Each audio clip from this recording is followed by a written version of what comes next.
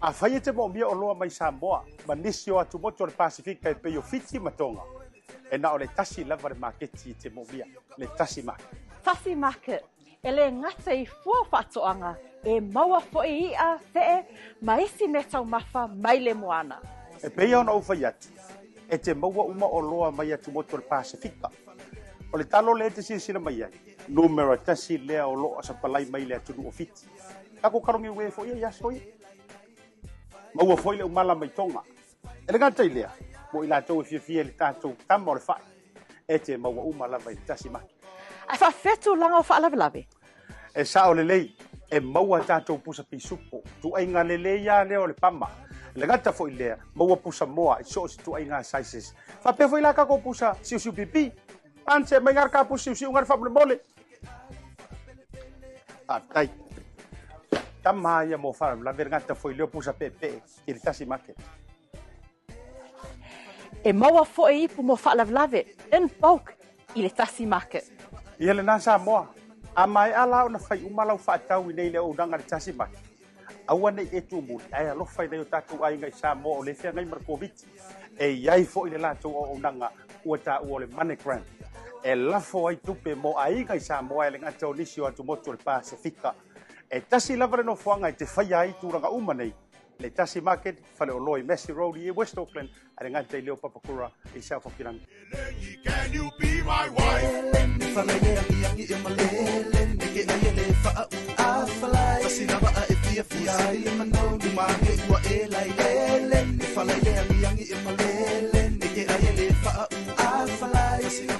The reason why I love Talofa Voucher, it's easy, it's super easy, it's convenient, and you can basically order anything online for Samoa on your phone and really right here from my couch. It's that easy.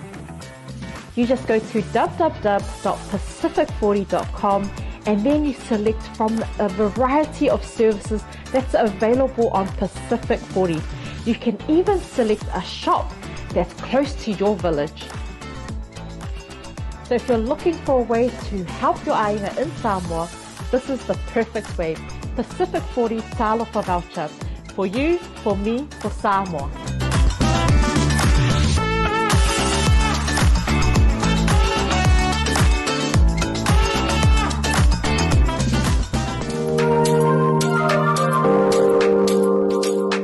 Talofa lava, malo soipua, mato nei Pasefika Family Health Group, mato te whiawhia lava e whailo ato, mato au nanga. Ia tele lava o nisi o lo mana mia, ia sosoani, whaasoifu malolo ina i tua i Maota malawa, whaaso tai mai mato te langolangoina le tūlanga. O ni tele mato au nanga, e iai ia whainga tuinga, mata mai whanau pepe, anga i tangata matatua, mato te langolangoina, mato whiawhia, e sosoani, a inga, ma whanau, i so se mata upula whaaso fua malolo e na o lo mana mia. Whapena fo ina mato mulimuli taita ina. Le siaki, masani, po nisi lava o lo mana mia le tūlanga. Whapena ona mato siaki, whaaso fua malolo ina i tono mato clinic, susu mai, pe mana mia. O mato au nanga whapitoa, ia. E au fia ai le whafo ia ma le whesoswani tele mo e o lo maisuka. O lo o awhia le maisuka. Ia, whaaso tai. Mai mātou pe amana au mia le mātou soswani. O nisi o mātou au nanga ia mātou te au ina ma whaatino ia test o le fever rheumatica. Po o test fo i o le COVID. Whaeloa mai mātou te suatu i tua i tō mautam tō lawa, whaatino ai le tūlanga. So soani tele mātou i e o lo tamo whai e tuu tō mawtupa, pe whaamuta fo i le tūlanga. Wa pe nā, ai ai sau talawai e le mwhai o ne su mai talawai e mwhai o mātou tiliwaina, mtu au atu i o lima le tūlanga, pe amana whaaso tai mai. O nisi mātou au nanga i social services, po ofisa tangata lautele, e iei mātou wāwalata ma le ma au nanga i o food bank, o le MSD, po le WINS, po le kainga ora, whailoa mai, e mwhai ana mātou sosoani, mātou whaasota i ete oe, i lea tūlanga pe amana o mia. Ai ai sisi o lo o iai se mawhatianga o le whaal mawhawhau. O le soifua malolo ina fo i o le soifua malolo ina fo i le mawhawhau. Whailo mai. Mātou te whiawhia lawa i langolango i ate oe, ma papa i ate oe i le tūlanga. Whai ona mātou whatino ina i ani tūlanga ni lipoti, ma nisi fo i o lea au nanga. Whalau tele ina fo i ape a tātou whiloai. O lo i eir fo mai whapito le pa. Po hane whawhita auli o le pa. Ia, longo mai, mātou te whiawhia lawa e mātou te whiwa ai iai ma sosoani a te oe. Ia, mō nisi lawa whamtalanga. Ia susu mai, i le 5 Waimahia Avenue, Weymouth Monroe, po ole 136 Queens Road, Panmure, be te whaasotai mai numero telefoni. O Valsalau, tolu lua o tolu, whaftai.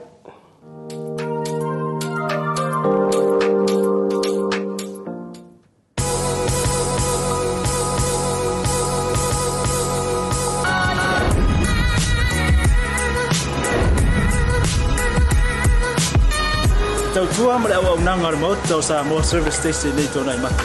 Ma tau te utuina lo ta avale, ma le tele o nisi o mata au nanga i se ese.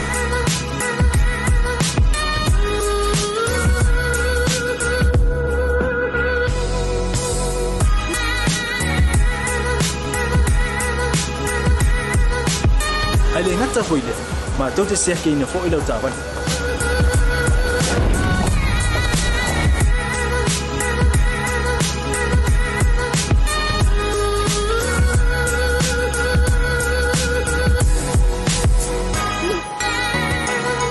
Sapala ya foi suau, mola o tapani.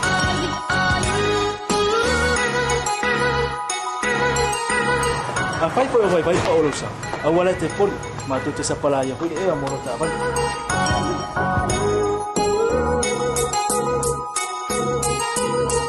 Molo no posila pia mua tapela ta vale pe out rua tapela o telefoni il tai me utu ina lo ta vale male vaenga mulu mana tua fo e matua I pasa ina lo ta mafta pa ai no fuanga fa pe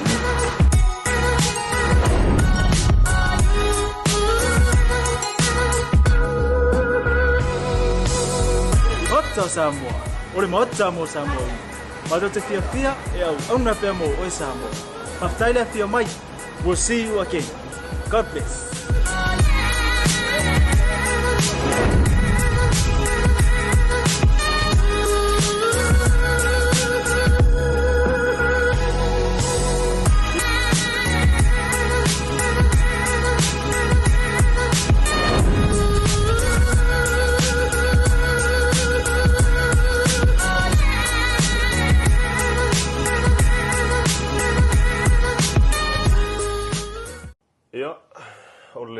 fai salamo e lua sutolu fai maile salamo na ye o io volo leo mamo o ia le ise meu te Vaai a fai maile o le salamo se la lua sutas fa sanga e o mata I maunga ia lua sutolu ta ua leo mamo ia a o le se la lua tas o ta ua upu maunga ia a tasi lava le tangata e fa tau iai ia o na o le tua o le tātou leo mamo o ia foi o le maunga tātou te whaasanga iai le ai eini o tātou whaafitauli o te whaafeloai ma o folo fatu i le whaafonga ma le mai moa le tātou tino ua alau na utomu atu ia tātou mauia ma le tātou salamo i le tusipa ia langa o le atua sa leo lo tātou ola ma le soifua o tātou tini taunu mai ai le amatanga o le nei masina le masina o iulai a o le atua foi ia sa vele ma maunga ia tātou te tilo mo tātou va iai I le tātou whainga malanga po whele mea leo le a tātou wanga iai ia ai maise o se tali o tātou manao ia I le telo whawhitauli ia e uia na so wa le tātou whainga malanga ia le nā foi afo le tausanga Vaai le o tātou anga mai ia e whaawau le afo muli o se tātou whainga malanga ma le tātou wholaunga ia e pei ona ia le tausanga lua afe lua se fulu ma le lua tuatu lau lima au mailo wa au ta tau whai whaatalofa ia songi mai ia se I o fusi atu foi ia mo songi atu ta tau whai whaafeiloai le masino iulai o le nei tausanga lua afe lua se fulu ma le lua e talitonu o lo manuia oe e whaapena foi ia lo ainga e iai foi le manatu o lo le leimea uma I tono le whale whai ngā luenga le ngai ke ka whao oi ngai ke ngā lue ai ia e iai foi le talitonunga e whaapena foi oe le tama ma le teine a onga ngā ua pasi aku le awha mua o lewanga e ka whao lavar ngā ka whao lavar ngā ngofu ilunga le papaka ma le fuafua ia ai sau ilalo alo e wha au ka kou mea onga whao ngā ma whaise ai ora nei tausang o leo toi ma maofoi ona tau o lunga leo o ao onga le nei tausanga lua afe lua se fulu ma le lua o a mai oe le lofa fale ia e a mai nei a soli ia leanga o le ua te a le ono ia I mātou I Samoa nei ia o nisi atunu ulafa ko a ke le lima o ngisi aku e makua mua mamao ia mātou ia lātou taimi ngā peifu ona ia ila se mātou tino ua Amerika lango Amerika o lai tua lātou le past tense o mātou leo o le future ni lango la whata a so tofi Amerika ma tutuila o mātou Samoa ia le o mātou waulia ia le aso lumanai ia le aso whareile le nei ia whaafataile anga le lei o le tua ia mai o le asenga senga sa whapena o na iaile nei aso whareile whai mai le kala le au waenga fu ia le au tāwhawhau ia mai lātou e fia tere I mengi o aso whareile o le aso whareile ia o le matua whaia o le paunga ma mawhaia ia o ngā whaewa koala ia o isi teimi ma isi tūlai te toi ia tūlia tuailo weekend lātou ia a mai fo I le isi waenga ia o le safarele ia o le aso fu le lenga o nga kiki whaku sao ale polo ia o nga kuli lea po o wheleme ke mauai o nga sapo lea mwha o mai le nei aso ia I le taualunga I o ngā luenga ai maise ia o le aso mua e tele fo inisio vaenga o le anga I le tātou tananonga o nei tala fia ia I le tātou tunu a matai fo I le nei masina lātou ia o se wivi o le tātou proklame o le Tautai A'e i le nei fiafi o le a tātou tomua. Na maua lea mano e whaatala no ai nisi o minista ia o le kāpeneta, o minista fo i o nisi o mta ngā ruenga. Minista o leo, lea na maua lea mano e whaatala no ai le fionga ia Faualo o le whauheri Schuster, o le minista o ngā ruenga. Ia te tele ma tina e o le tātou malo le towhai a olo Fiti a Vaai. Ia o nisi o tātou mta upo la tātou tala no ai, na uta ua le minista o leo. Ia la ua maua tātou komisina ia o leo. Le whangaka kalangoa ngewa yaso, o le whangaka kalangoa na ua tali ia lau fisili ma lau tāru sanga ma lau tāpua inga. Ia o le tūlanga iai le toi whase atu nisi o unanga sai i le mtanga luenga o leo ia i le LTA. O ana nei sa whaia le sauninga. Ia whaapitoa, ia e whaamanatu i nai mu whaamalu a toa ngore lima sutau sanga. Ia o le tautua mala unanga le vaenga fōle whaaptu ngā tupe mulu mana i mulu o Samoa le nupi wha. Ia e le ngatala i na, ia o le isi vaenga, ia mo le sirisila mai o le tātou tinu. Ia o le tūlanga e pei ona iai, ia nisi o tātou whaala patutonga, ia e pei ona i le tātou vaenga fo i le Samoa Chamber of Commerce, ia. Lai wha muta nei, ma wha mai a nei, ia lato. O kala me fo i le mu tupulanga televou, ia awai me o tama i pisinisi fo ia a tupulanga televou. O le am whai ona e silisila iai, ma e wha fo i mai mai moa, ia pe ato e teliu mai i le mai ai o tātou malolonga, nei e tātou wha saronga wha pisinisi. O le yanga iatu malolonga e wha mawina le yanga wha tele i tātou sponsors. Ia o mawhai o na tu ina toi per tātou proklame o le Tautai A'e, ia mai i Samoa nei, le lau mua le tātou BluTV Samoa nei. Ia le utu sawa tuai ono le tautua, ia ma lau nanga, ia mai se fo i le lau sua, ia le tumatai Atora, mai se fo ia le lātou pulenga, ia le tātou Maota o Samoa Service Station, ia i nai tuana i mato, ia i le ngātere nā, ia o le awhionga i ngarumalimana, ma le lātou vaenga o le Pacific Family Health Group i New Zealand, ia o le awhionga i le Aupepe, ma le OCA,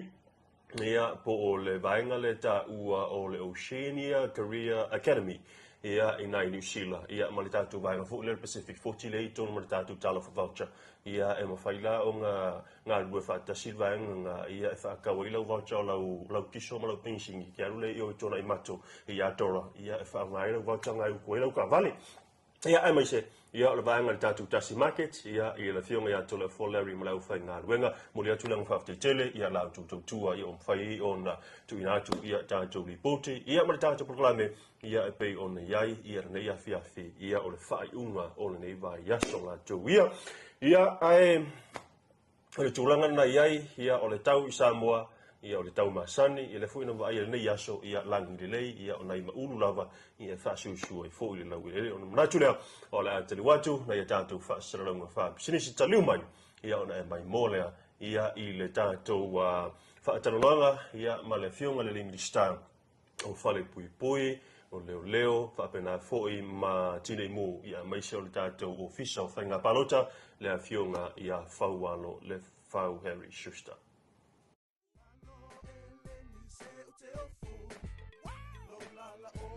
A whaia te mo mia o loa mai Samoa, ma nisi o atu moto le Pasefika e peo Fiti matonga. E na o le tasi lava le marketi te mo mia, le Tasi Market. Tasi Market, e le ngata i fua whatoanga, e maua foe i a fee, ma isi me tau mawha mai le moana. E peo na uwhai atu, e te maua uma o loa mai atu moto le Pasefika. O le talo le te sila mai ai, numero tasi lea o loa sa palai mai le atu o Fiti. Kako karongi ue foe i asoi? Maua foi le umala mai tonga. E le gata i lea, mo i la tau e fia le tātou tama o le whai.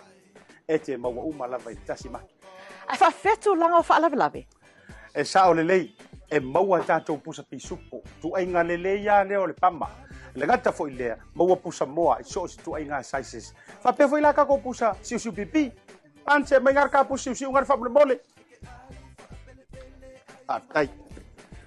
Tama ia mo fara la vergata foi leo pusa pepe i le Tasi Market. E maua foe i pu mo whaalawe, in bulk i le Tasi Market. Ia le nasa moa, a mai ala o na whai umalau whaatau i nei le o nanga le Tasi Market. Aua nei e tu muli, ai alo whai nei o tātou ai ngai Samoa o le whea ngai markoviti. E iai fo i le lātou o nanga ua tā ua le money grant. e lafo ai tupe mo ainga i Samoa e le ngata o nisi o atu motu le Pasefika. E tasi lava le no fuanga i te whaia ai tūranga umanei. Le Tasi Market, whale o loi Messi Road i West Auckland, a le ngata i leo papakura i Saukokiranga. Can you be my wife?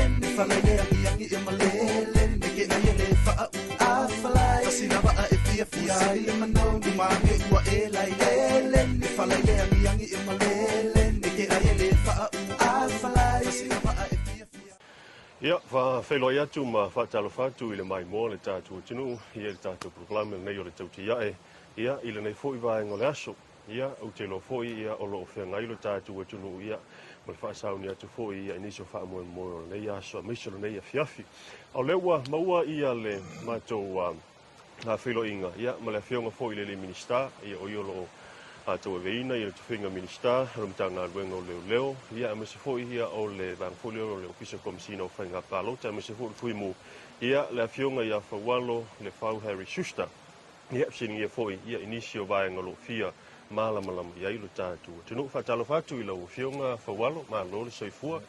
Whatalo whatu mo whalo whatu i lau talainga Vaai. Ia whate hoi o whalofa ma whatalo whatu pa ia manu o se tātou paturu. O alalam papa au New Zealand ia mai si vaenga o le kerope. O lo munmuitai mai le pokalame. Ma lo langi ma. Ma lo lava. O le mai tau atu o le sa awai atu i le sauninga whaapitoa le i le whamanatuina o le limas furu i upeli au lo le tātou nupi. Ea mai le whaamoe moe lau whionga mista. Ma matango whio tāpenanga le nupi wha. I le whanonga ina ho le limas furu sang. Ia se matati a matango whio ma le ia la fai sa pe ama le onus numeralna ta mai pe onus 1 million na le tupe hoi la sa whanga nupi wha. Ia la tuwha mo le malu le gatunu. Whai longa ho nei tūranga tau au si o limas furu sang. Ma lo fa tai o te lo sta so mata upolo tuli lo tātou tunu. Mata upo fo le tātou tō whinga o komisina o leo. Ia o leo tui titi a tō tau sanga o avanoa le tō whinga. Ia o le tai aola o le aso, ia las forila nei, ia pe o le sa whaata ia le tātou tunu i nau o mai i estala. O leo mau le tātou komisina fo lelo. Si i mwhai ona e sau noi le vaenga, ia o i fo i leo filifilia, wha mole lo whiunga whauara. Ia, haftai Vaai mo le siti, o le talawhia. Ia le na whai le whono le kapeneta ana. Ia mau filifilia e kapeneta, ia le talainga ia awa pau, longo i tino Filipi. O se tasi roa tamari i ua loa lana tautua e tono al mtanga lua. Ia o ia leo lela avea ma komisina fau o le tātou malo mo lesi tolu tau sanga. Ia o ia mtau o fia leo mos komisina. Ia la whaasolo hoi le man mautinoa ia le whaatiringa tute wale la tasi ala tangata le la mawhawhia ngai hoi whaatino ino ngā tanga lua. A Faualo, lasi tau o lea tau whinga, misa lava o le winga whaamitalanga, ia o lea sa iei fo iniso i la tau sa apalai mai atunu i whafo. Ia ele toi nā fo i male laina, ia nisi fo i o i la tau sa apalai mai whafo, lea sa iei le tau whinga le nei. Ia o leo mai tau atu, ia ua amana ia le tātou, ia whaupuia whapea le tātou whainga malo fo, misa le tātou pulenga mtanga ruen. Ia se fo i ua leva o le tautua e tono o le tātou mtanga ruenga, misa le tātou tinu. Le aso na tau o le vaenga mo i lātou lava ia sa ngā lulu e tono tātou tinu ulau a whionga Faualo. Ia, Vaai o le tau al tūlanga leo na e whaasiri. Ia ua le amanoa, so se amanoa i tātou ulu mtanga lunga le Samoa e tala. So e nei ma tātou tangata hoa le whafu. Ia e hoi se tamali i o lo au na leo i New Zealand na talsanga mai le amanoa. Ia o le si watu o fitu lātou. Ai to ono la sa ine ai Samoa. To lima e mai matanga luenga o se tasi a tamali o se tasi fo isa mawalunga long tulanga tanga luenga lo se li lo ia nei. Ia lento e tau sanga mai ia e na tatia le awanga hoi le tato e vaianga luenga tato malo le komisio nga luenga malo. A to wan tatia to nga luenga patino le fasala launga fai ia interview. Ia ma fautua mai la po ai le lato Vaai tangata e aho e mawalunga langa Vaai titilo i mos komsina. Ia ma le filfilinga hoi lea sa tu watu leo vangale ia mai hoi lea se tasi o lea fautua mai la tau e mafain titilo i tofia. O sunga ya o lea lae sa vali alta to whainga malo i le fautuanga na mai le vangana na ave e ngā luenga la tu te whati. Ma o le titiro tātou mahalo wele tūlanga hoi lea ia o le ana watu i le vaenga lea whautua mai o le tangata lai tono na tanga luenga i lātou wa i tangata e le tini maurunga le ngā waa tūlanga ia o le hoi lau whai whiri e tofi mai tono o tātou tanga luenga i le komsi. Tautai, le ua manino le vaenga ia pe ona e Folasa. O nisi mata upu lau fionga Faualo. Le ua maua, le ua toi whase atu ia le vaenga fo ile o le pasi o Tavale, o le whai o Laisene. Ia ele o toi na malaina le sa ilalo le vaenga fo ile le matanga ruenga o leo. Ia po lau matanga ruenga. A le mai tau atu, le ua toi se atu i le vaenga fo ile le LTA o whalau inga lau. Se i wha manino le vaenga fo Faualo. Mai ia o talfia le o le tātou Vaai mamau le tātou whainga malu. Le na wha ilo atu tau sanga le na tēni. O le a wha se e atu le LTA i tūlanga le laisene ina o Tavale. Meu mai le vainga hoi le o le malpuipui ina o le tūlanga tau wheramanga inga le awala. E ave le LTA. A le wha malu sina la tu la fona tatia i leo. O nei le sole a matai tūlanga o alena pa atu e a matai lo le vainga fou o le tau sanga whaltup. Whairo tūlanga le Vaai e sia tūroa e ave le oti e tūlanga le tatia wha marusina i loni. O nei la sole a matai tūlanga. Olo no winga la le ua tapunia fo ila le no whanga fo ila sa whatino inga ruenga mtanga ruenga leo. I le vanga le traffic i nai whangali, le sa whaungai nai le airport. O le lau tatia i le fuafuanga a le whenga hoi minsta o whenga inga ia olo Fiti Vaai. Po le anan fuafuanga i. Ia le hoi lau titiro leo mo tasi le me mo le o vie ua mo komsina. Ia le la atu atu komsina e tanga ina ia po fese me wha me email au whainga luenga le ngap tai whangali. Ai toi avel malai wa le ia il vava inga olo o le o mana forsia olo il Maota il pan mene o le la toi tala whangali i whea ia vali. Faualo i tasi ala fesiri ia stala mai o tau watata mai o tau mau statu to finga komsina o whainga palota. O le talfia Vaai ua umana whasa lau le manua. O le afo la wanga duele tanga luenga o komisia lau whanga luenga tātou malu. E su enisi ho le interview panel. Ia o te longa to iti whailo mai tau po aile lisi o tangata ia na whaangasora leo le whaatanoino po o tangata lele tausanga mai tūlanga le. The reason why I love Talofa Voucher, it's easy, it's super easy, it's convenient, and you can basically order anything online for Samoa on your phone and really right here from my couch. It's that easy. You just go to www.pacific40.com and then you select from a variety of services that's available on Pacific 40. You can even select a shop that's close to your village. So if you're looking for a way to help your ainga in Samoa, this is the perfect way. Pacific 40 Talofa Voucher. For you, for me, for Samoa.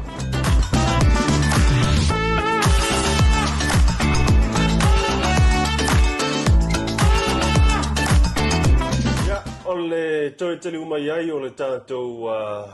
polokalami nei a whiawhi ia nau e whaafonga i le tātou whaatanoanga na ma le awhionga i a Faualo le whauheri Schuster o i o le minista ia o le tātou vaengalo o matanga luenga o leo na whoila ua whaamanino ato e le awhionga i a Faualo ia le whiriwhilinga le ua na whapena o na whiriwhili ai na ua mai ia le whaatanoanga whoila le pisasi ia por komisi fo ile o tangata whainga luenga le malo ia ua maua ili tātou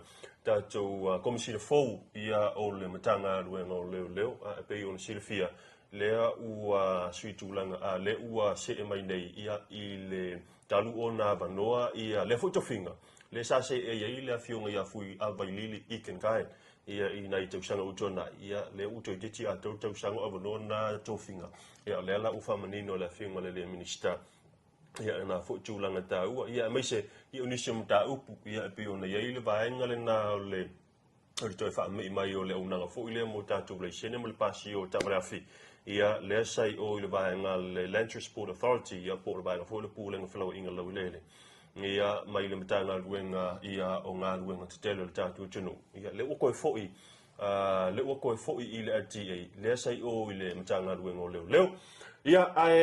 i le tūlanga lama le i mata upu lea i le vaenga nei o le afoi le pe ona uta ua ia i la unanga lea ia le sai lalo matanga luenga o leo ia le ufa se ma le LTA na maua fo'i la le vanoa ia fa tala no ai ia le minister fo'i ia o le official fo'i le LTA ia masi fo'i matanga luenga o ngalu i le ngata no mata upu le ia onisi fo'i mata upu no official field tatu tiro o le almele o le ato e fai na il mele sai ai ia le passinga ta vale fo'i le funga le isa in malai vale pe koe kakala bele ai usi mai la fa fonga ia o le atali atu na nafsili ile fa talonanga ma le tofa ia olo Fiti a Vaai o le minister nga luenga tele malo ia toi fa talo fatu ile fa fonga ma le mai mo le tatu tunu un tatu klami o le Tautai A'e ia ile tatu wala tele BluTV ia ma le Bluwave ia ai o le nasa mai mo le tunu i se fa talonanga ma le minister foi o tanga luenga o leo fui mu ia ma le whainga palota nisi o tōwhinga fōre na ua manino foi lau fa fonga pe ona i tatu komisina o leo ia o stasi foi o mata upu e so tae ma le tatu tanoanga na mawai atu nei ma le minister foi o leo ia i le tūlanga lo iai i le mata upu foi lea i le whilau inga lau ele ia me se foi o le tūlanga o le tanga luenga o leo lela o mawai lava noa ia ma te filoa iai ma le fionga foi le minister le to fai a olo Fiti Vaai ia se i siringa foi i la levanga ina ia malama pe le tatu o tunu wai le mafai ona manino se mea ia pe a tatu le anga isao ia i la tau ia o mai isi tali sao ia o ia vaenga tatu te tala no ai ia fatalo fatu i la to Faualo sai fo manria fo i le nei tai au fa malo fo i le fa fonga fo i tatu o tunu o nei vaenga o le tai au malo sai fo malo ia o le ua maua ona nei le ua te se atu ai ia le vaenga fo le pola unanga fo le o le fatino i no laisene o Tavale mai se fo le passing o Tavale le asa i lalo lo vaenga mtanga luenga o leo le la uto se atu i la mtanga luenga ia fela o inga lau ele se ia fa manino le vaenga o le fo i le tulanga po le o le ase e mai lola ma le vaenga le sa i fa ngal tatu mlai vale le fanga le i me masani vaitele fa mo ia o le lava o le memo mo lava sa matutau no mai o le toi tilo i mata fai o i tonu fo i matanga lunga te tasi ia populenga fo i le pulenga le felau inga lunga lau ele o le tula fono le sa fai le lua afe ma le fitu sa o iai le faunga tula fono le matanga mai te le ale fo i le mafu anga le mafu ai ona ave ese mai le matanga lunga leo ona o le fitena inga fo le ere o le fitena inga ai o le conflict of interest i le me fo le pasi leo Tavale ia ai to ola to enforce tu la fono sa ia la ia issues fo inga tu la mai fo ile na taimi ia le lang fa Vaetolo le LTA ia ai taru nei fo i tau sanga fa nga malo taru ai ko ave fo o ia i lo ula la ngona fo ile inga wa vaktu la u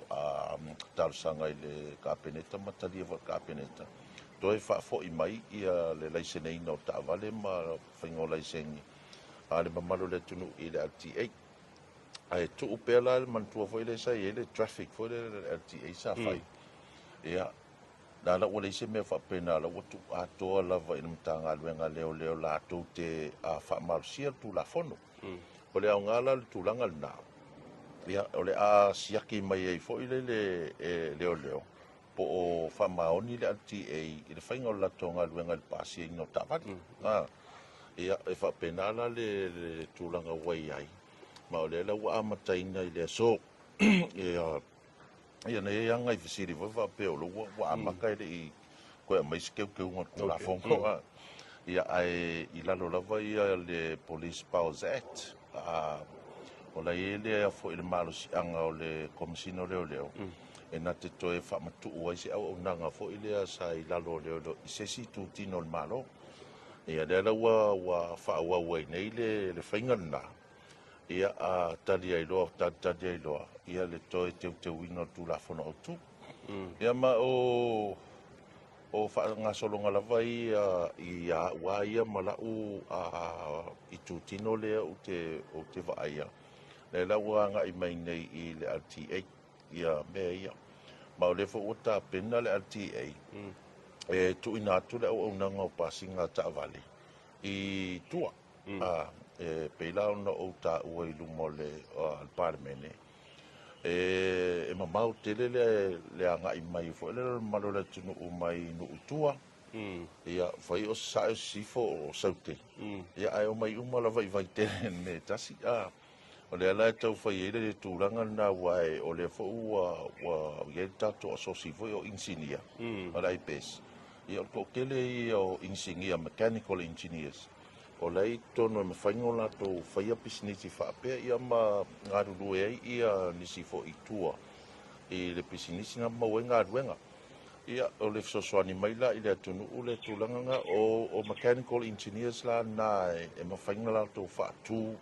ia to inga pisinisi whaapea e malama leila to I mea ia la avatu nei e le LTA ia o walawa foi la toa o inai maengai ia o le whaangasolongo tūlava lea o le ave ese mai leo leo mai o ina malaiwa le whangari ave ese mai leo la to ia ta pena loa le pulenga o malaiwa lele I le toi whaale inga o le malaiwa lele lea ia mantua foi o le malaiwa lele lea e le whaitionga foi le sa ia I whapea o le pupu o le malaiwa lele o le mafuanga na whapea o le safety le foi sa ta ua le fionga le suitaitai le safety ai nga paua le tūlanga nai na o le pupu le titi ia e me toi mana o mia se si 5 mita ai o whangari I le tu I sae le anga I lunga le vanu e o le ia se lau mo kupu mika ngai nga o le ala ia extend fo I le fa bridge ia ona whakelela I o le end fo I le koe mimilo mai va ia o va la haiti e mama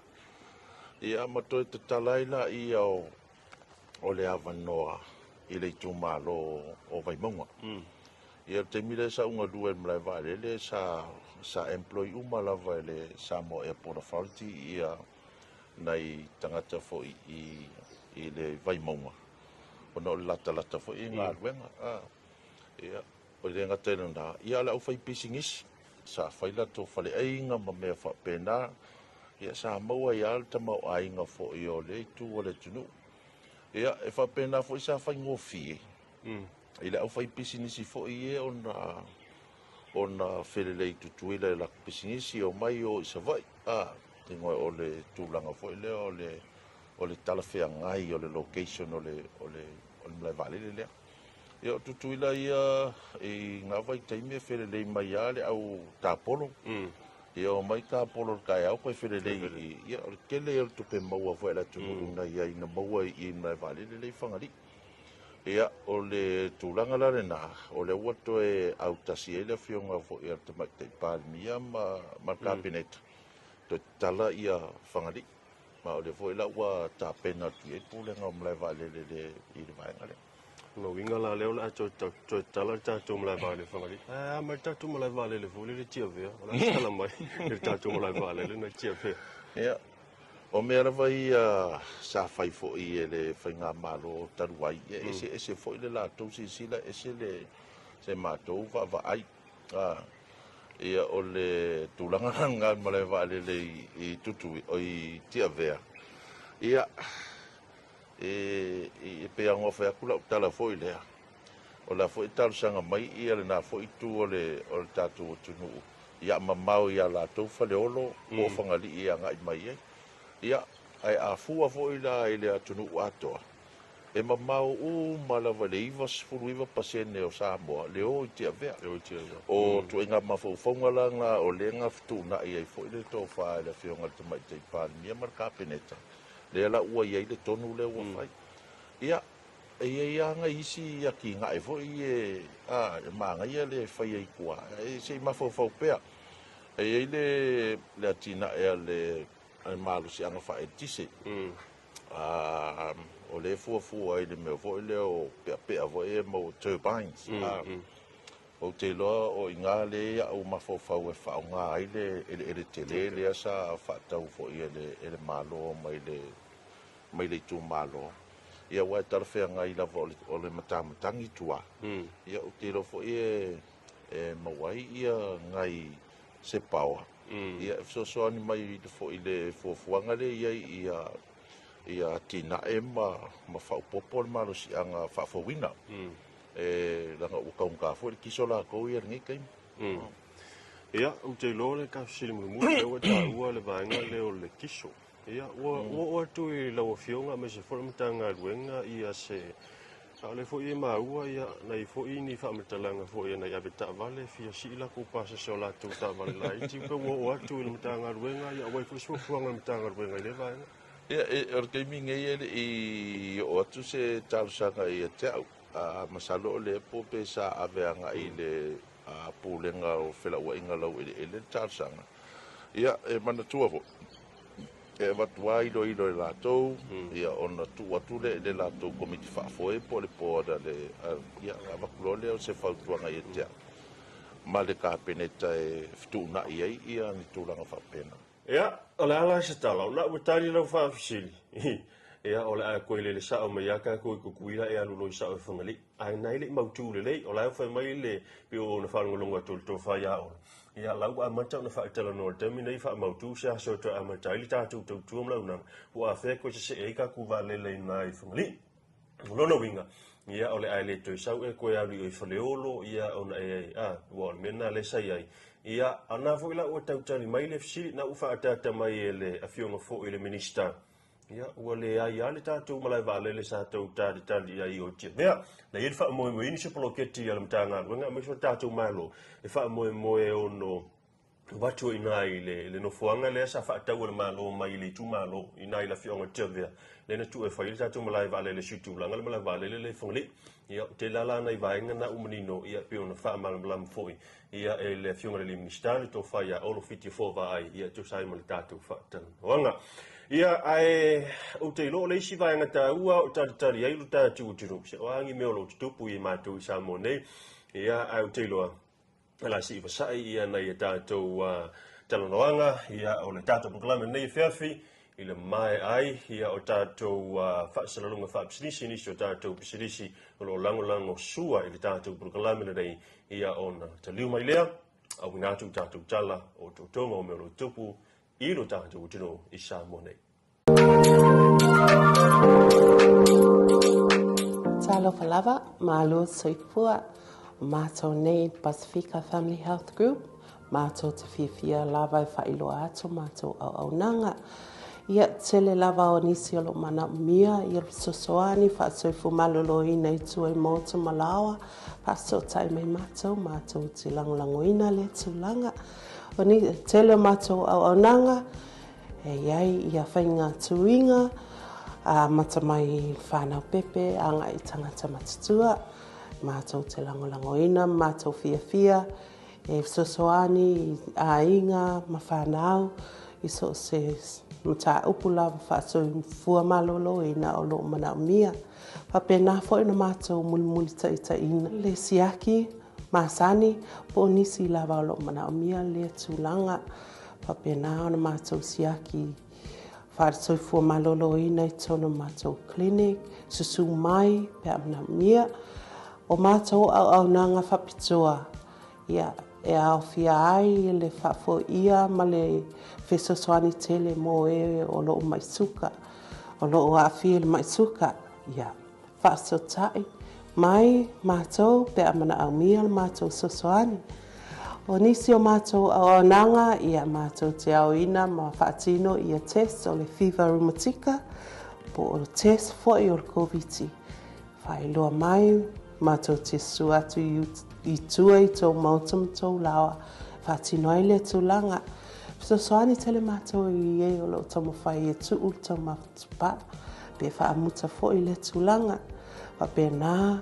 ai ai sau talawai e le mwhai o ne su mai talawai e mwhai o mātou tiliwaina, mtu au atu i o lima le tūlanga, pe amana whaaso tai mai. O nisi mātou au nanga i social services, po ofisa tangata lautele, e eil mātou wāwalata ma au nanga i o food bank, o le MSD, po le WINS, po le kainga ora, whailo mai, whai ona mātou sosoani, mātou whaasota i ate oe, i lea tūlanga pe amana o mia. Ai ai sisi o loo, iai se mawhtianga o le whaal mawhawhau. O le soifua malolo ina fo o le soifua malolo ina fo le mawhawhau. Whailo mai,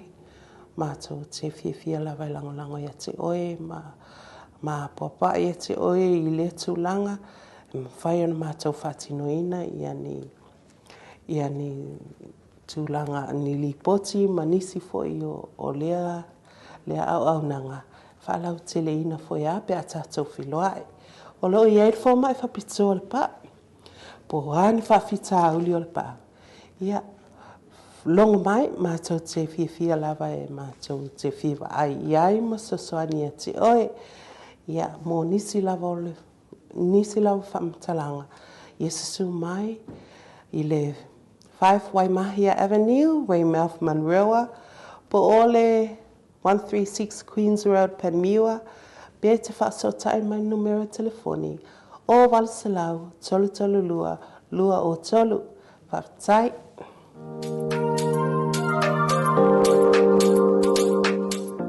Ia, malo le ave Amerika la ala ukuoli vo ia i le ave taxi. Malo le milo, malo le sui, ia o ele sui kia la ka le malo le on sai. Ia o teilo o le ua amata fo i ona nga ia tu le tu la fitu. Ia i Samoa nei ia ua telefoi. Ina tatalongo me o whailo fo i o afiafio whale ainga. Ia a mai se fo ia o tulango vavao o sa nisi o nuu mafio anga lo mamalu ia tatu vavao. Ia manisi fo i lato nga o nga kau ngu wala whala pe te loa pe na tale 5 tau nuu le whale. Ka ele la i mama leo ele wha moe ko i sau i kait kaulanga. Ia a le alu ta whao i se whale kalapu. Ia pe alu fo i e mata le night market le whai nei. Ia mona tua le whai nei tatu night market fo i le alvanga Samoa tourism. Ia lela fai i au tafane o le tatu Maota fu i le malo i le fo o tua la i le fai Samoa tourism na fai tatu night market tele nisi o loa ia nga fo mo nei fana we mai fa tafao i nei tamich ia walu fo le riva yaso ia o to se mai lau ainga nei fana ia mo nei ava no nei pangno ia mai fai singa ka fonga ia i tatu night market na le vaenga tourism ia ai o tulanga pe ona yaina ia tatu me o tu.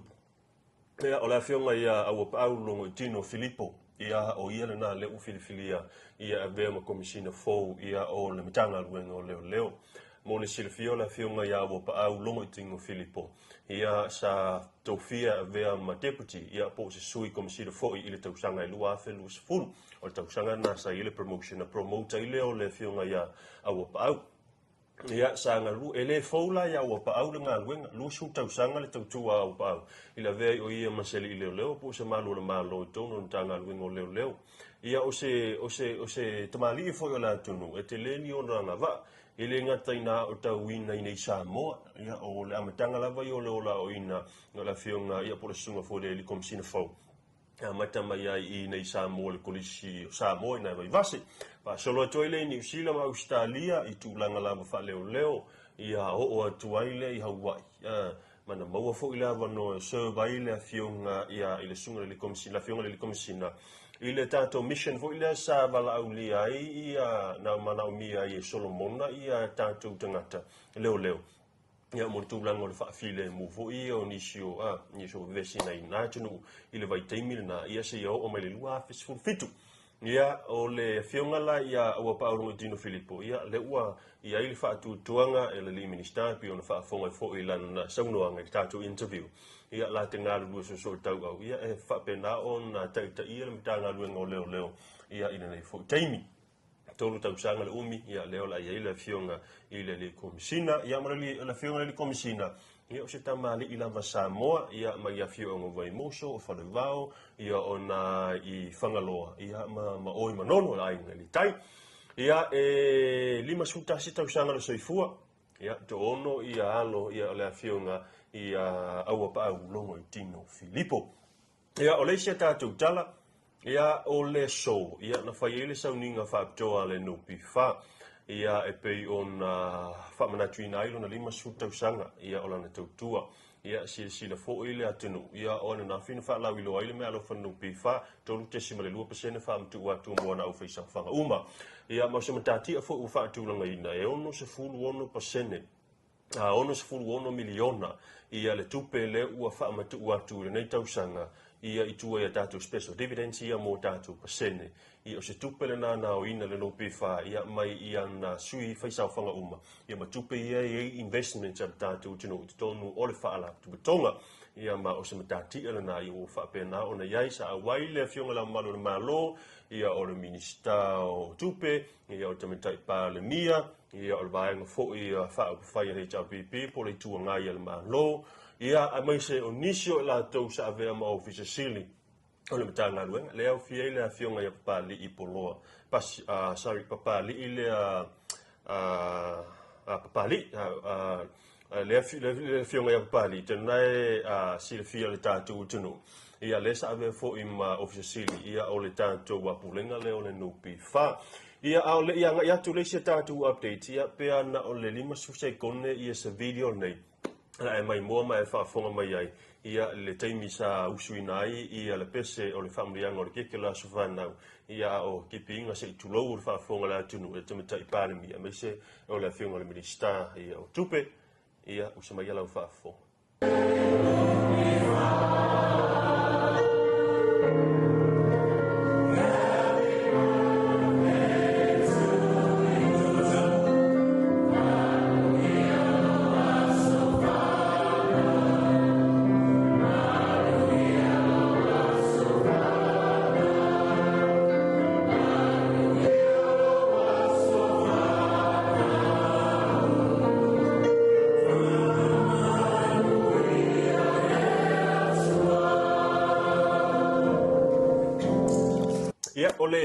Ole se vainga na ile teimi na fo ina Vaai na ile keke malu suina ole pese le asofa nau ia ai ole si vainga ole was to se atu le au na fo ile pasino lo ta vale ma ale failo test drive ka fa pe ole ua apa lailu le sene apita vale le sa ila lo mtanga luengo leo le na fa se ma mtanga luengo leo le ala ko me ia on me sa ile ati ia o ila tola na le uto tua tui o Vaetele mana tua la oi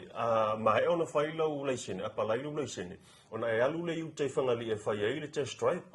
ma o nā fo isa pasi e tātou tā vale o le te milan nei ia o le koe whai ala iuka ngā la ua koe se sa o mai ia ili no fuanga sa mata tua i Vaetele no winga a ma e ona apa lailu lau a fo i lau Dau leisene, whaile o lau test drive, whaia i Vaetele, ma pasi ma lau tā vale mo i la tō, pasi la tō tā vale, i alo no winga, i a pauna o le vaenga, leo la ato se mai, a o le whaamaru singa i o le tū la whono, e whaamaru si lava i e le matanga luengo leo, no winga o anime tupu i o, i e transfer mai o i a e whaapena o na whaia inisi o process masani, a o le vaenga nā tō e whaamanino, lea lana amata pena effecti le aso nei, le aso mua o le masino i ulai o le tūsanga nei, lua fe lua se fulu male lua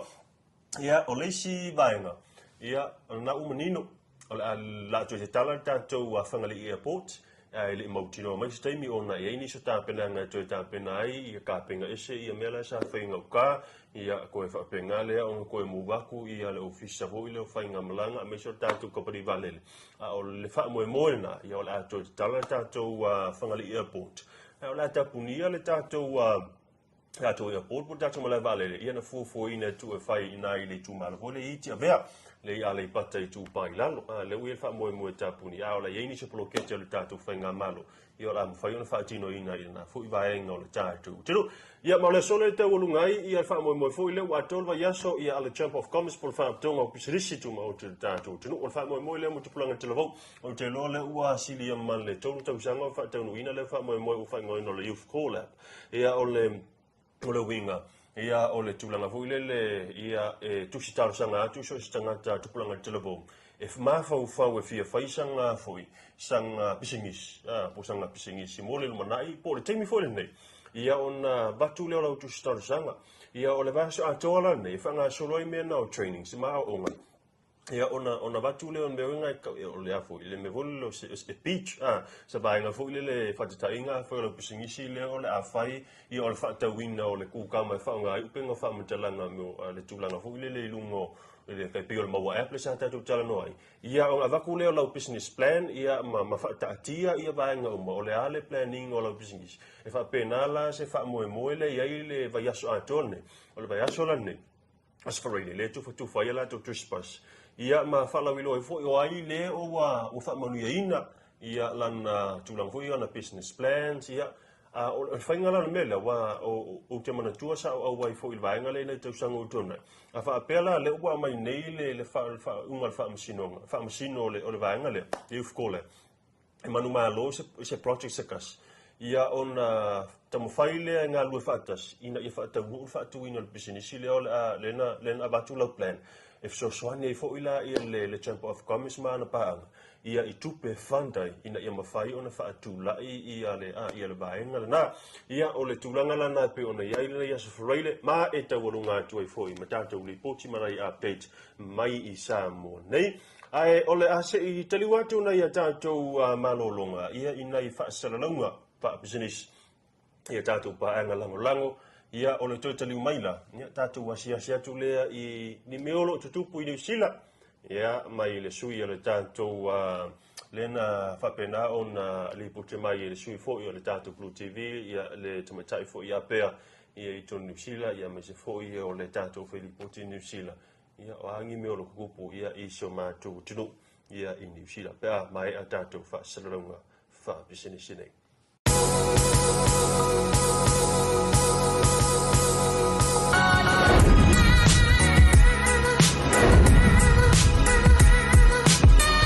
tau tua male au nanga le Maota tau Samoa service station nei tona I matu. Ma tau teu tuina lo ta vale, ma le tele onisi o matu au nanga I se ese.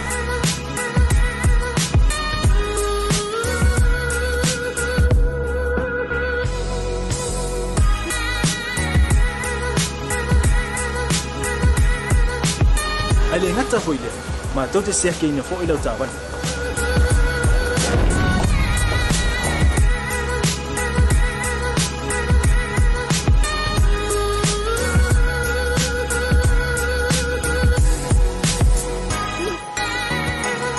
Siapa lah yang voice wow, mau lah ucapan.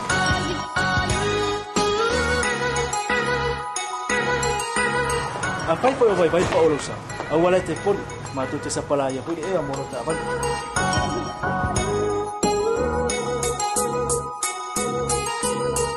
Molo no posible dia. Mua, Taupea lah ucapan lepas out. Mua, Taupea lah telefon ni dia me utu ina lah ucapan. Malah Vaai mulu. Mana tua po? E matua I fasa ina lo tau maftapa ai no fuanga fa pe.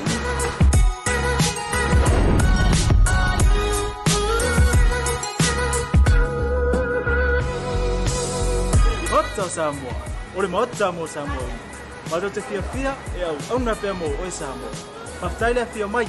We'll see you again. God bless.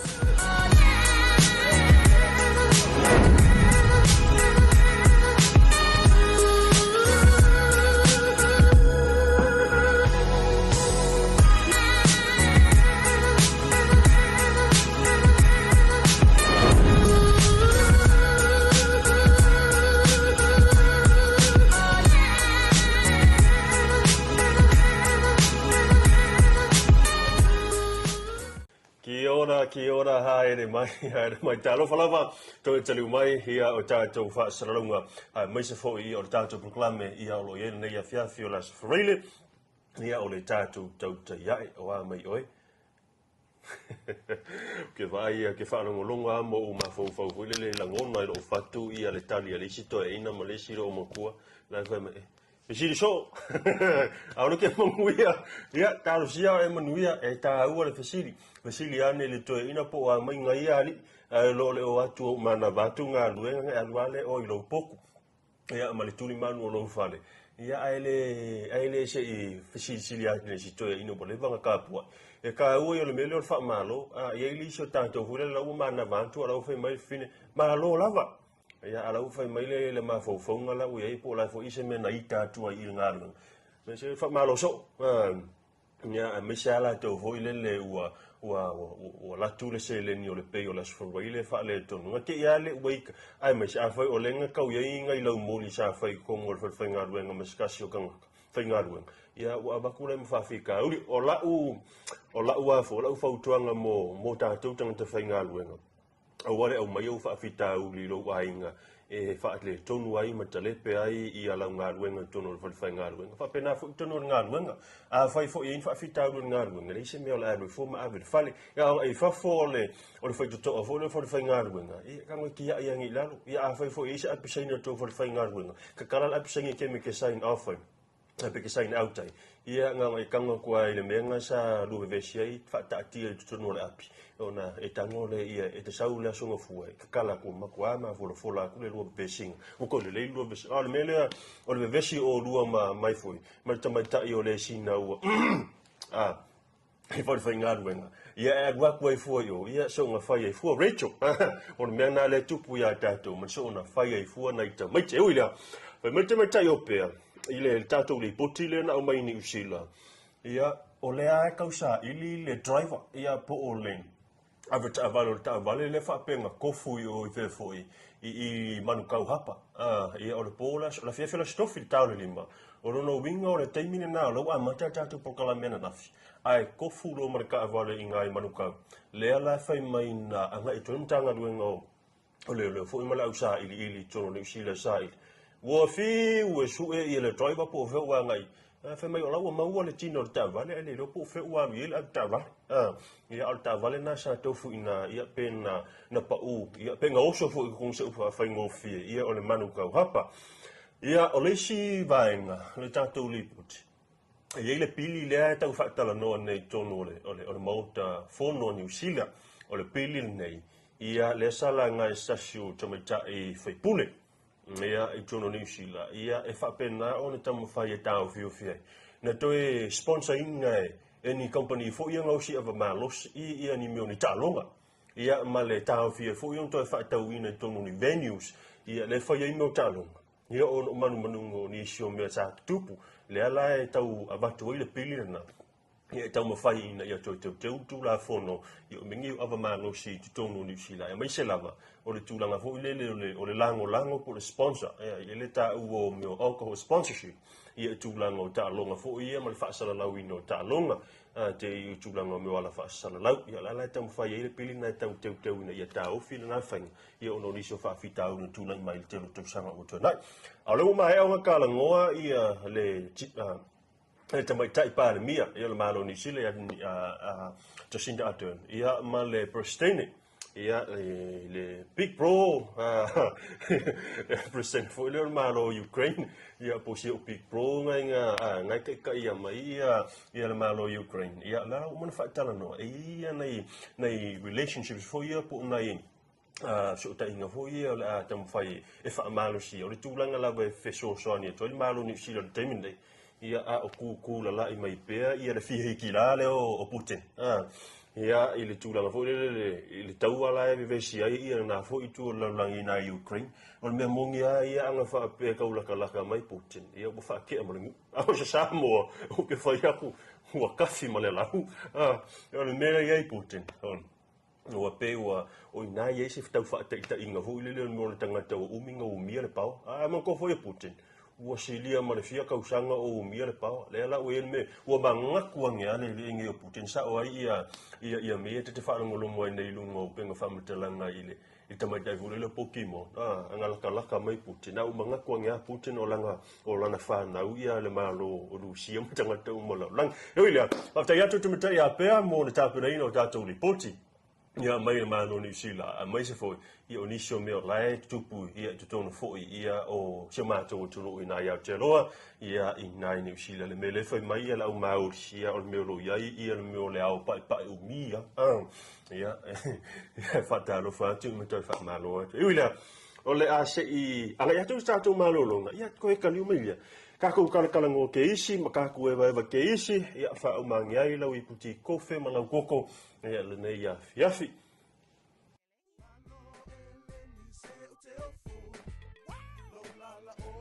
A whai te mo mia o loa mai Samoa, ma nisi o atu moto le Pasefika e peo Fiti matonga. E na o le tasi lava le maketi te mo mia, le Tasi Market. Tasi Market, e le ngata I fua whatoanga, e maua fo'i ia te ma isi me tau mafa mai le moana. E peo na uwhai atu, e te maua uma o loa mai atu moto le Pasefika.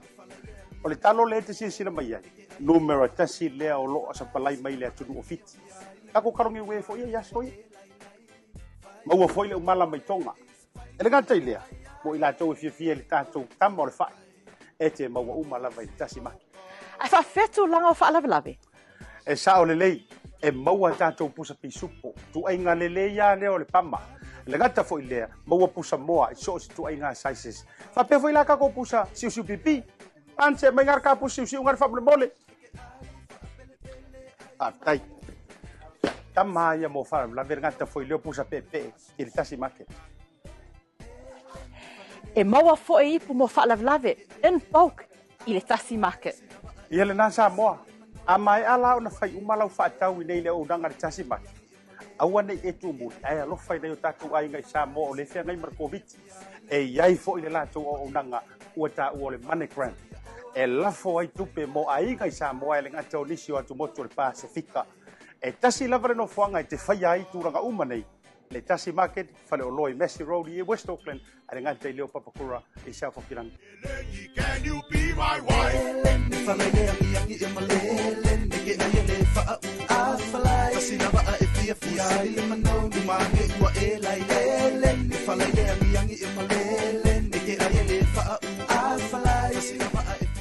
Tautai A'e ia oil na whatoa e taunu ulfale, Tautai A'e oil na whatoa e taunu mai masau a venga popu. Po whea lava o Samoa na te mafuta mau me mutinoa lava. Ia to tele a o tātou o mai moa mla u whaafong fo I lunga tātou proklame nei. Ngoi la toi no fo I savai I nu I tua o la u whai whatoanga.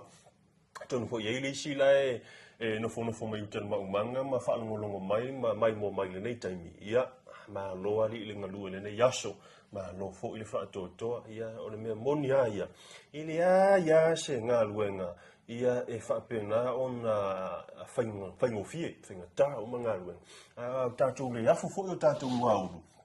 Ia e le mawhai o na tātou mau se mea le lei. Ia mea ngā le mawar komomo fo I le māsangia le. Ale lo makua fo I le malikoa inga fo I le wale lava va. Ki ia le uwai mai. Mea le ngo wika le fia poko fa fiinge yo eva.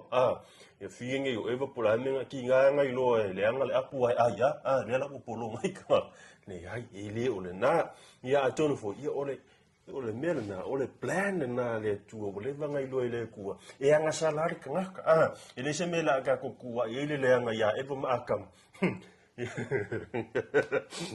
Ia ai, e wila, langona se whareili. Man to whaila se whareili, ke minge o pa o ia kako happy hours. Ke minge o la o whai maili kare, whai maisala, whai maisi whawhine, whai manuia, tu si o to olua, to te tio o mai, ar ke minge I lona to olua, ma red,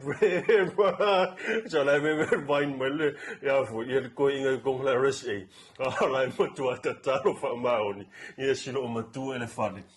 Ia tau whaamanu ia si toia ina po whele me o ia o mga kua I le o le skala le skulaki o le skulaki ia la fiafi fo ia la se foreile ia o manatu le skulaki le ko e waku langa pule ia a le fo le skulaki o moe skulaki mo ngofo skulaki o moe pe o ke anga o le kula I va le fiafi o moe le I kai o kemingi o kemi piko sili le ngā ka o ngā skulaki ia la ngor kemi fewa inga o ka ngā vule le ke o aku o ko mo ken foi la ngai lo moe le ia le pule le fol fenga ngaru e ko ia lu ko siaki o le fan fenga e la kula le pule fenga la e moe le skulaki le ngi fa ngau fa pero mo fa penga man ko me skulaki mo ga e makua shapa vo le la ko fa lo o ngaru ngale ia I fa e fa no pi inga sese me vo le ke I mo skulaki sanga ele ke la skulaki ki lo sa o luma kai nga ke ia ngi skulaki kaulanga vai e va kui vai oi o se vai lo nga pos ke o skulaki era ku le ia pos vo le mo vai mo le pos ka ngu la ku ke I vor skulaki fa mai ke ia le pause fa mar kala skula ki I o ele tua fa manuia le matou pule no le mo le moi e mo le moi ke ia ngi fanga kakalo ke ra le mengu nga ngwa ku le pause mai ke lo ia fa manuia fo ile tua lo te tali wa tu lai o fai o le va lo tu yo le kangu a la pepelo le o fai o le makua e pesta ia ele na tana o le taimi fo ile nei la ua nga I to tele e ave nei fa nau ia ohani mamami madati ia ma sweetheart ma suka ma ke le ai ngoi o fa ngoi o me mali la ua o hule le o I me o fa le inga o me mali le mali o tanto me se li tu paoli e tato te ke le lo po le sia tato te fa ngoi na ia tato tini fa pero le si vai ngora o kenge re pra me fa ngo e tato wa te to lua o tato pa anga vo ye me fa me tango fi wa manku ka fa lo ngori skin hani yo ka ore han ya e disi ele o se fuka la e ka mai fang ya pe o mo se fuka o le matu tango fi ele si taimo va ngo fa ngo o rose yo la rose la kwa ka bole le losa ia ole afo ia ole sweetheart ole suka ole tau ngofi pe ia se kaimiga se me ka ka ole le fa ingoa si ko ko rua wrapped up 22 for Richard wa ka ale vai ole ai uno le fa le tau ngofi ai fai ilona quality foi il mero le hania ko asua malia di ki o fo nge me o loi mai le loi ska mai fa se suka la ka ke o mai ai loi o ngai sua malia e kai fa pe nga la le ma fo ngo ma to ia tu paoli eli mami ma hani ma girlfriend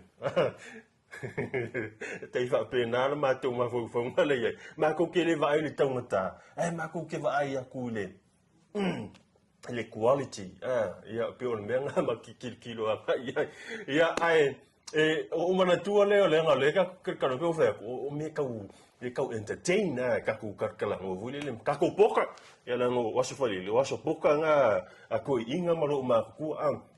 bo nei la le fale inga o mana tua vo ile waso fali le ai ke nga o ye tina fa tina out fo ia au nga li ma fana mo ko le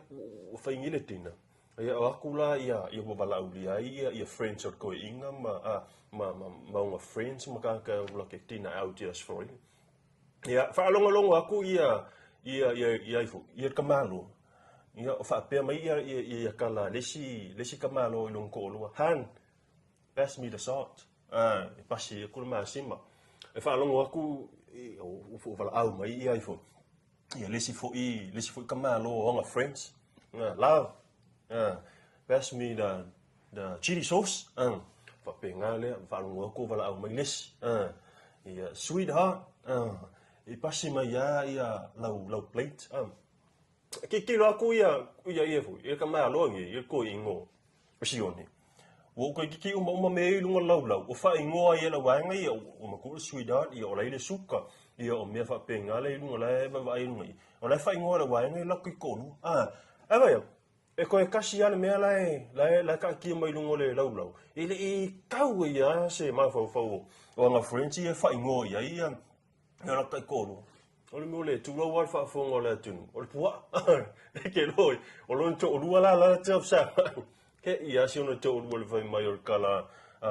kala ulangi o si oni big can you pass me the salt ke lo na ko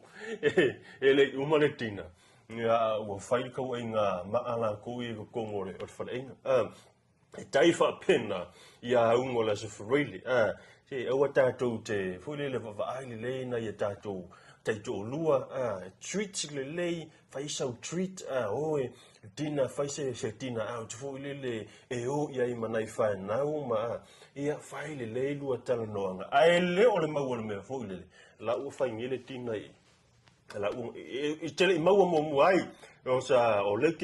te tala noa tu me sa o tilo ai le se me sa o fai fa mo I me angi fo ku si mai lo lima sa fai va ai na me le ai me fo le o sa fa ngile tina le o sa fa ngile fa te inga fa ngofi o e sa fa ngile ngole lau e ke lo e kasi ala me ke lo e mo le tangata la no fo ai olo e no fo ai popole tono se fala me o le ngofo solo maka ke lo me le ku ala ngofo le e foninga mai e ia le me la tupu po le me e o se tangata sa o le tauna e tin haile ke lu fa fsanga po le me fo o le na ye tangata na lua tala no mo man na lua e vai mo na e fai e ma e pepelo o ele so ko ala na ke mafufo ka le la va e o so mai ia shu sanga o le ma ke so fa ia ko mali ala ngo fa ia o le fa so ko o le me fa pe na tele na ma fa o le si vai e ala i ono so lo fu ile le fo mo tono le fa enga fa pe ke le sefe ile fale inga. Le ala le mea la alua I fua la e kau avi kongo le fale inga. Ke le yo, vai le ye ku o le kako piko ku ala le kako fale le malo. Ele fa pe. Ele se foto anga le ile fa ya awato te fa ya fa mai le tala fo ile le I mo show fo ile le American Got Talent ma le ma kako mai awangi trying don't try this at home ora foto anga le fa mole awu ko ki fa kai fa mo le tala fo ile awa to te fa le me ke fa ya kwai ai fa me ye ko ke vai me ke fa o la me le ko ke vai me ke fa tamale le ala uno fo I lu mo ka ko TV e ao ina I fa tai ao le au te no fo mo e uma pe ka ko live au te no fo amo o tilo le camera ole mea na tu telelo tu tau no tu fa tai mai ia ta ole simia me foi me saka ko ia le long distance relationship ole waka ma sangi se ho foi sa o long distance o ko o ia o ia tau ia tu ia langa lua o la tu ia le o me kala jokes o la utene ke mila le fa ma fe wai sa no foi o foi alapi te on metu po au BC video call video fa maoni a over alina yen melo tu pune ili si long distance relationship le ia kama vo ile video call pe ia mo ia pe ia han ole fale ia han le ole fale de umma pero market fo e sel me la wari la wa kongo fal kala o ka ao vili mai ala me o fio vili me location mai sa pe ke ho o mangi va ya so o sa o mo ro bo kwa le la va ai le lo makua o va se me ya pe pling isa kalo si ya na le o va fo ile nga ru fal kala ya ai la fa ma oni pe ile vale ia tato ia tato fa tata la fonga ka ko kala la ngo me fo wa ke le nga fewa ia me o akopa fo ile ke manga va ko ala fa male swing ro akopa u la le u io me na tau fa te tato tamalo lo ali tato tamalo lo na ka malo lo ile au fi ai tama pe o mato pe o le tau talatu ia fa mercala foi la cole mas pe yo ole por me kadira vai foi uma cole show la ku fa lu e me akora le uru e wile o tato na tala tato tali ai ma fa ie tato fa uma nei vai aso ia ai le memonia ia e lo fa ma oni si to esa or kana ia fa tautino mai le lu mo TV o memonia o te lo fa la va ia si to rua ia la fa tani mai fale ia tala tato tala no e mai vai ia sa or kana le masang me anga fa ia fefe ele vai o fefe que foi con mo fa mahoni ele le tautino atu lu mo TV o fa fo mai tato no e wile ole tau lungo na ole tato polo kalangu nei vai aso ele tato BluTV ia le tato tauti ai fafte yato ia I tato lango mas ele ngato tato business ma company o lango sure ai fafte yato fo ile lango le tato tunu o mai mo pea ia tato polo kalame ia ono le taua ia batu ai sina tala fo yo melo tupu Samoa nei ele ngata na o tato tala ia ai e ile foi tau fa Samoa sina Maota ma sina me tunu ia ile ngata oni me tau na e sila fia batu ai sina ata batu ai sina message sina fe auta wa mo tonu foi lea o ngā lea i a tātou pulkalame o se whale a onga foi mo alo mawhana o le tātou tinu o le wha moe mau runga lava le nā ia e whaaftai atua i le tātou tinu whaaftai atu i tātou sponsors whaaftai atu i atora mai sara whainga luenga a le tātou Maota Samoa Service Station e nai tuanai mato ia whaaftai atu le Tasi Market le whiunga i atu le foa ia whaapena foi ngalu mana mai sara tātou Pacific Family Health Group in New Zealand, ia o le tātou Oceania Career Academy po le OCA, ma le tātou Pacific 40, ia ma le whiunga ia le au pepe, ia ona o le lango sua, ia i le tātou whaamoe moe, ma le tātou puklame, ia i nei vai yaso. Te pule ole leanga le leo le atua, tai lo tau soifua le vai aso asau, tonu e toi mawai, ia sa tātou whilo. Ia lei foi, ia o le tau pule le foi e ona mawai foi se whilo inga foi ma le whetalinga le vai malai le tō whai asiata ia i le vai asa fau pe a ang le leile tua ia ai i tūlanga foi o pokalaiwe masani o le tātou BluTV lunga o le tātou Facebook page ia e mawhai o nanga ia mo nisi o na ia tātou foi o tātou articles ia mo le tau whaalau whaamamala mātili ia o tātou news o mea lo tupu i lo tātou tinu ia i Samoa ia muso o sitafa o le nei la pangi ia a mai tau nei wa aina Folasa mai se foi ala fiunga le pule ia i nei Samoa le fiunga ia misa ia mai se le pule nga to la le BluTV ia le ngata i Samoa nei mai se New Zealand ia e momoli atuai ia whaamuru yango nei fiafi ma le amatanga foi ia o le tātou whainga malanga o le masino iulai mai se foi o le tāpena atuai ia i le aso Samoa mua ia mai se o le whamna tuino le sakalameta o le whamna tunga nisio e kalesia i te tono le tātou tino i le amatanga o le masina. Ia, manuia anu le leili whale pa a whai e tanga i na ie vanga a whai o le whautanga mule mule nei au le i tau lunga atu a whai o le atanga whia la mamalosi na weekend ma nei a whiawhi ia au te whautu atu ma le nganga o lo tomo walalo au ani e tanga whia le fua uli o lo sa ino winga a whai o le atanga whia pa la inu fuisa a mamalosi ia vai se anga va se le o tang fila malosi pe fa nga fu ka ko nga ka ko Texas ia e tanga ia i o le manu manunga o lo soifu e nei mai mau te mau le totino mau le tavale mau le pia mau me uma ai le to mau le ola mo le soifu o se ta sanga na tu atu ta tu klame nei fiafi ai manu telina ti utem favor le ta tu no o le nei fiafi o le sferele fa soifu ia